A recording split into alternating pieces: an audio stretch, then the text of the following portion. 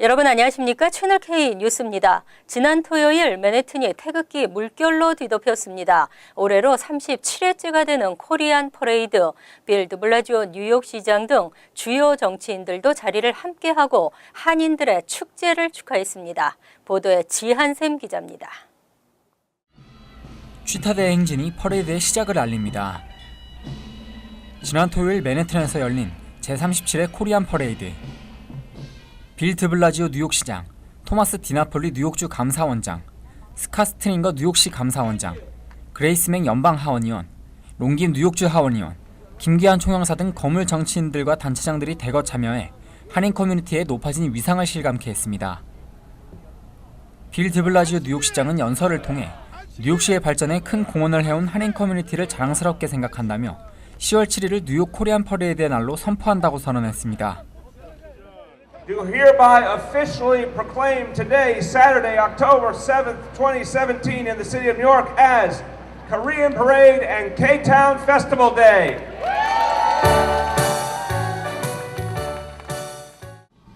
퍼레이드에는 지역 할인회와 한국 학교 등 120여 개 단체가 참가해 화려한 꽃차와 사물놀이, 태권도를 선보이며 뉴욕 시민들에게 한국 문화를 알렸습니다. 행사를 주최한 뉴욕 할인회 김민선 회장은 행사가 성공적으로 개최될 수 있도록 도움을 주신 후원자와 한인 단체들, 각 행사 참가팀에게 감사드린다고 밝혔습니다.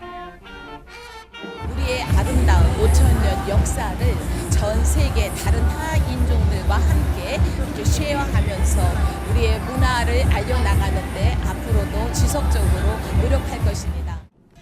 퍼레이드는 한인뿐만 아니라 타인종들도 한국 문화를 체험하며 즐기는 시간이 되었습니다. It's really fun. It's my first time coming, so I was excited to see all the parades and how much other people can appreciate Korean history. It was great. It was my first time being able to see all of the different floats and all the different community groups that exist to help out the Korean community here in New York. 퍼레이드 후에는 K타운에서 코리안 페스티벌이 이어져 풍성한 먹거리와 함께 다양한 공연이 펼쳐졌습니다. 채널K 뉴스 지한샘입니다. 트럼프 행정부가 이민정책 개편안이 포함된 위시 리스트를 의회에 제출했습니다. 영주권제도 전면 개편과 국경장벽 건설, ICE 공무원 10,000명 이상 신규 채용 등이 포함된 것으로 알려졌습니다. 보도에 김지수 기자입니다. 기존의 이민제도 전반에 대한 재검토에 나선 트럼프 행정부. 어제 의회에 제출한 리스트에는 이민 자격을 점수로 심사하려는 의도가 보다 노골적으로 드러나 있습니다. 가족에 기반한 시민권 영주권 부여를 제한하고 입국 수수료를 인상해 보호자 없는 어린이의 단독 입국마저 저지하겠다는 방침도 구체화됐습니다.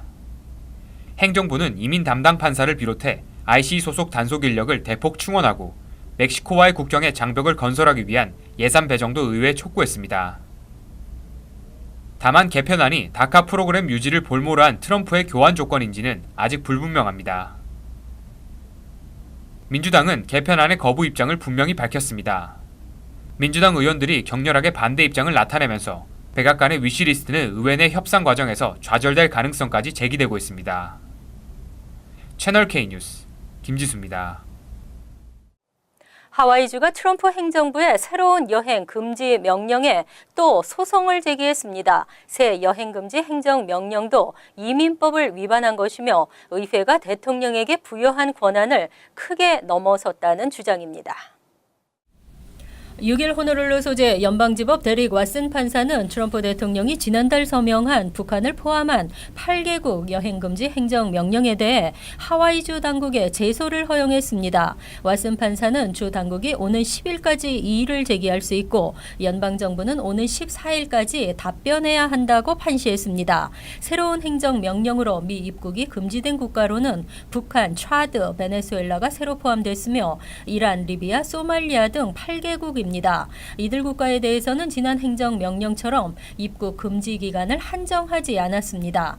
더글라스 친 하와이주 법무장관은 성명을 통해 하와이주 당국은 트럼프 대통령의 1, 2차 여행 금지 명령들에 제소했었다면서 이들 명령은 무슬림 입국 금지를 이행하기 위한 불법적이고 위헌적인 시도라고 지적했습니다. 새로운 행정명령은 이슬람에 대한 차별 논란을 일부 잠재우려는 시도가 있는 것으로 분석됐지만 친 법무장관은 불행하게도 세 번째 행정명령 역시 그 이전 명령들과 동일하다고 비난했습니다. 한편 하와이에는 약 5천 명의 무슬림 주민이 거주하고 있으며 주 당국은 제소 원고에 현지 이슬람 성직자도 포함시켰습니다. 오바마 케어 폐지 법안이 의회에서 난항을 거듭하자 트럼프 대통령은 일부 조항을 폐지하는 행정명령에 서명할 예정입니다. 다른 한편으로는 민주당과 초당적인 건강보험 개혁을 추진한다는 계획입니다. 8일 월스트리트저널에 따르면 트럼프 대통령은 오바마 케어의 일부 시행령을 폐지하는 행정명령에 서명할 예정입니다. 이번 행정명령은 단체 건강보험 가입이 허용되고 주별 경계 없이 건강보험을 사고 팔 수 있습니다. 보험료를 절약할 수 있을 것으로 기대되고 있습니다. 또 오바마 케어에서는 금지됐던 대규모 사업체의 라이프타임 리밋 설정과 단기 건강보험을 허용했습니다. 이와 함께 직장인의 개인 부담 의료 비용이나 보험료를 지불하는 데 사용할 수 있는 건강 상환 계좌 확대도 가능하도록 변경했습니다. 이와 함께 월스트리트저널은 트럼프 대통령이 민주당과 초당적인 건강보험 개혁 법안을 추진할 뜻도 시사했다고 전했습니다. 실제 트럼프 대통령은 척 슈머 상원 민주당 원내대표와 건강보험제도 개혁을 위한 대화를 나눈 것으로 밝혀졌습니다. 한편 랜드 폴 상원 의원도 이번 행정명령엔 지지 의사를 밝힌 것으로 전해졌습니다. 그는 지난번 오바마 케어 폐지 법안 실패의 중심 역할을 했던 인물입니다.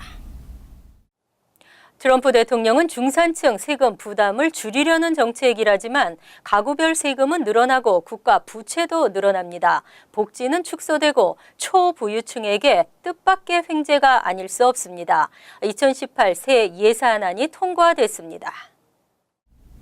5일 연방 하원에서 4조 1천억 달러 규모의 2018년도 예산안이 통과됐습니다. 복지 축소, 부자 감세라는 논란 속에서도 민주당의 반대를 꺾고 찬성 219표, 반대 206표로 가결됐습니다. 앞으로 공화당이 주도하는 세법 정비 작업과 입법에 도움이 될 것이라는 분석입니다. 예산안은 앞으로 10년에 걸쳐 메디케어, 메디케이드 지출 삭감, 오바마 케어 폐지 등 사회복지 정책 억제를 통해 5조 달러 이상의 지출을 줄이는 것을 목표로 제시하고 있습니다. 또 다수당인 공화당의 단순 과반만으로도 세법 개정안을 처리할 수 있도록 했습니다. 폴 라이언 하원 의장은 엉터리 세법을 고치는 쪽으로 한 발 더 다가섰다고 평가했습니다. 여권은 이러한 감세 정책을 통해 기업의 투자 확대, 고용 증가, 내수 여력 확장 등을 통한 경제 성장을 기대하고 있습니다. 하지만 연방준비은행 관리들은 물가 상승과 재정 적자 확대를 우려하고 있습니다. 여권은 경제 3% 성장을 기대하면서 이것은 세수가 줄어드는 것을 상쇄시킬 수 있다고 주장하지만 민주당과 일부 공화당에서조차 이는 터무니없는 발상이라고 생각하고 있습니다. 트럼프 대통령과 공화당은 내년 1월 이전에 기업과 가게에 대한 감세 입법도 마무리할 방침입니다. 하마터면 제2의 9.11 테러가 또 일어날 뻔했습니다. IS에 의한 대형 테러 시도가 있었던 것으로 알려졌으며 3명이 체포돼 범죄 사실을 시인했습니다. 뉴욕타임즈에 따르면 김준 뉴욕 남부 연방지검 검사장 대행은 6일 IS 추종자 3명을 뉴욕을 노린 테러 혐의로 기소했습니다. 이들은 지난해 6월 이슬람 라마단 기간에 타임스퀘어와 지하철에서 폭탄을 터뜨리고 콘서트장에서 총기를 난사하려는 모의를 했으며 실제 이들 중 2명은 현장 다수를 답사한 것으로 밝혀졌습니다. 이들은 2001년 9.11 테러의 재현을 계획하고 있었던 것으로 알려졌습니다. 19세 캐나다인 압둘라만 바나 나사위는 IS 추종자로 위장한 비밀 수사관을 채팅 앱을 통해 포섭하려 접근했다가 수사망에 잡혔습니다. 그는 지난해 5월 미국에 입국해 테러를 위한 폭발물을 구입하려다 FBI에 체포됐습니다. 체포된 뒤 테러 혐의에 대한 유죄를 시인했습니다. 그는 비밀 수사관에게 다음 9.11을 창조하고 싶다라고 말했으며 콘서트장에서는 그냥 손에 총을 들고 걸어가면 된다. 2015년 파리 테러에서도 그렇게 했다고 말한 것으로 알려졌습니다. 37세 필리핀 국적의 러셀 살리크는 테러 자금을 보낸 혐의로 파키스탄 거주 미국인 19세 카마 하루는 뉴욕 테러를 공모한 혐의입니다. 하루는 특히 지하철 테러를 지시하면서 무자비의 원칙을 강조하기도 했습니다. 알리고 싶지 않은 오래된 범죄 전과 기록, 뉴욕주에서 10년 이상 경과된 범죄 기록 가운데 미공개를 신청할 수 있습니다. 더 이상 범죄의 멍에를 지고 살지 않아도 됩니다. 앤드류 코모 뉴욕주지사는 선거일 또는 석방된 날짜로부터 10년 이상 경과된 범죄 기록 가운데 7일부터 공개를 원하지 않는 전과 기록에 대해 비공개 법안을 시행한다고 밝혔습니다. 전과 기록으로 인해 취직을 하거나 주택 구입 또는 학자금 재정보조 신청 등에서 불이익이 발생하는 것을 방지하려는 목적입니다. 전과 기록 비공개를 원하는 경우 뉴욕주 법원 사이트에서 제출 양식을 다운로드받아 작성한 후 법원에 신청하면 됩니다. 전과 기록 건수는 최대 2건으로 중범죄 1건을 포함시킬 수 있습니다. 다만 살인을 비롯한 강력 중범과 성범죄 기록은 해당되지 않습니다. 검찰청은 신청서를 검토하고 이의가 없을 경우 미공개를 허용하지만 그렇지 않을 경우 청문회가 진행되고 신청자는 청문회에 참석해야 합니다. 쿠오모 주지사는 2015년 전과 기록이 있는 뉴욕 시민들의 장벽을 낮추기 위한 행정조치를 발표한 바 있습니다. 뉴욕시에서는 고용주가 채용심사 시 구직자에게 체포 여부나 전과 기록을 묻는 등의 신원조회가 금지돼 있습니다. 전과 기록 미공개 등은 주별로 차이가 있으며 뉴저지에서도 살인이나 마약 매매 등 중대한 범죄를 제외하고 전과 기록을 없는 것처럼 보이게 할 수 있습니다. 겨울철만 지나면 대대적으로 보도됐던 파톨의 피해, 최근 몇 년간 잠잠했습니다. 뉴욕시가 진행한 도로 재포장 결과로 4년간 뉴욕시 파톨은 절반 이상 감소한 것으로 나타났습니다. 뉴욕시 전역의 파톨이 4년 만에 절반 이하로 감소한 것으로 나타났습니다. 6일 뉴욕시에 따르면 현재 뉴욕시 파톨 수는 20만 7,306개로 2014년 같은 기간 44만 4,835개에 비해 53%가량 줄었습니다. 빌 드블라지오 시장은 취임 초기 나 역시 파톨로 인해 운전에 많은 어려움을 겪었다며 하지만 지난 4년간 꾸준히 도로 재포장 공사를 진행해 상당수의 파톨이 복구됐다고 말했습니다. 지역별로 퀸즈 지역에서는 2014년 11만 7,312개였던 파톨이 현재 6만 2,451개로 감소했습니다. 특히 브루클린은 11만 2,340개에 달했던 파톨이 4만 3,627개로 대폭 줄었습니다. 뉴욕시 교통국이 2014년부터 계속 진행하고 있는 4,500마일에 달하는 도로 재포장 공사가 파톨 제거에 큰 효과를 보이고 있는 것으로 나타났습니다. 교통국은 2024년까지 16억 달러를 투입해 19,000마일의 도로 재포장 공사를 진행할 예정입니다. 퀸즈 노던 블로바드와 30일 로드 사이 유니언 스트리트 등 10여 곳의 도로 재포장 공사는 2018년까지 진행됩니다. 눈에는 보이지 않지만 뚜렷한 계급과 계층이 존재하고 인종 간의 편중도 심각합니다. 컬럼비아대가 인종적 다양성을 높이기 위해 소수계 교수 채용을 늘립니다.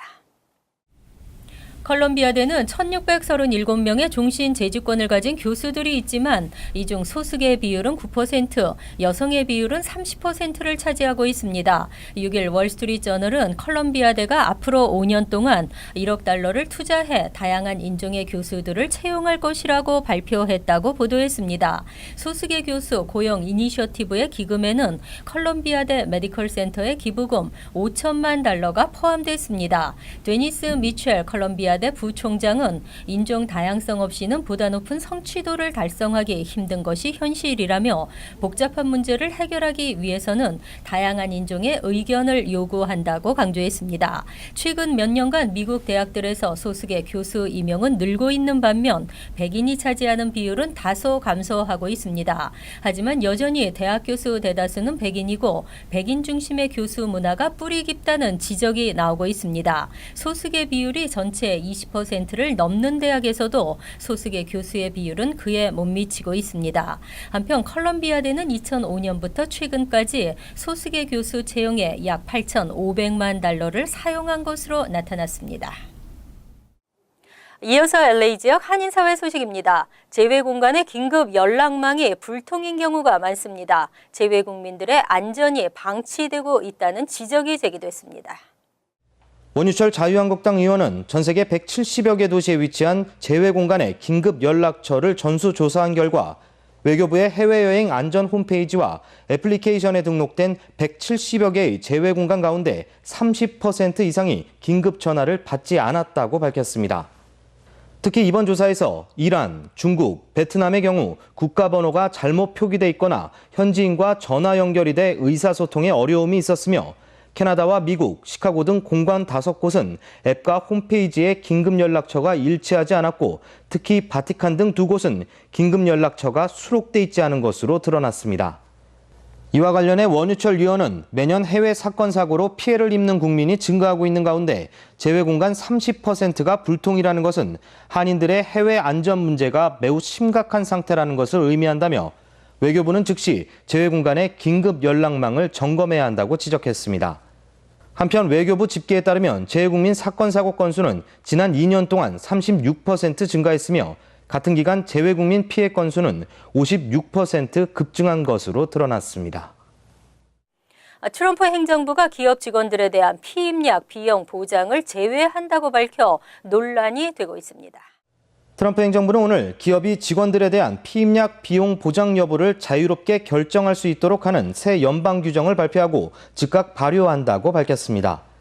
앞서 오바마 케어 가운데 하나로 지난 2012년 처음 시행된 피임약 비용 보장 조항은 피임약 비용 보장을 유방암 방사선 촬영과 성매매 감염병 검사 등과 함께 여성들의 필수 예방 보건 관리 조항으로 규정됐지만 시행 초기부터 여성의 기본권 보장과 종교단체의 낙태 반대 운동 등의 논란이 제기돼 왔습니다. 한편 일각에선 이번 조치로 피임약에 대한 보조금 혜택이 줄어들면서 저소득층 여성들이 가장 큰 피해를 입을 것이라고 지적했습니다. 간추린 소식입니다.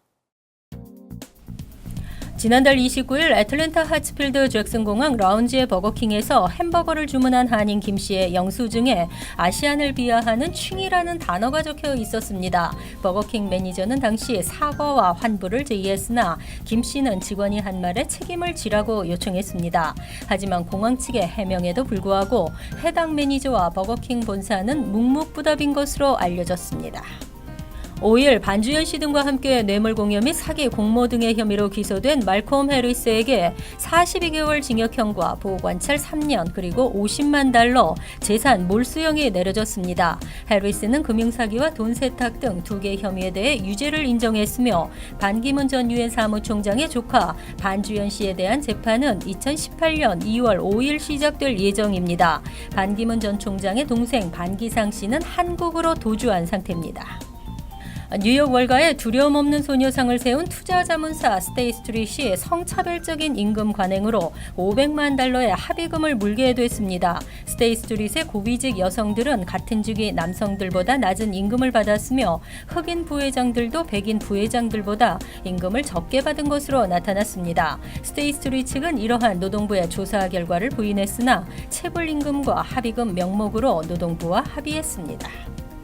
데일리 뉴스에 따르면 MTA는 스마트폰 센서가 장착된 턴스타일을 로우 맨해튼 전철역 2곳에 시범 설치했습니다. 스마트폰을 이용한 새 요금 지불 시스템인 턴스타일은 이티켓을 지닌 MTA 직원에 한해 이용할 수 있도록 제한하고 있지만 앞으로는 14개 전철역으로 확대 설치해 일반 승객도 이용할 수 있도록 할 계획입니다. 현행 메트로카드는 오는 2022년 이전에 다른 대체 수단으로 교체됩니다. 환율과 증권 소식입니다.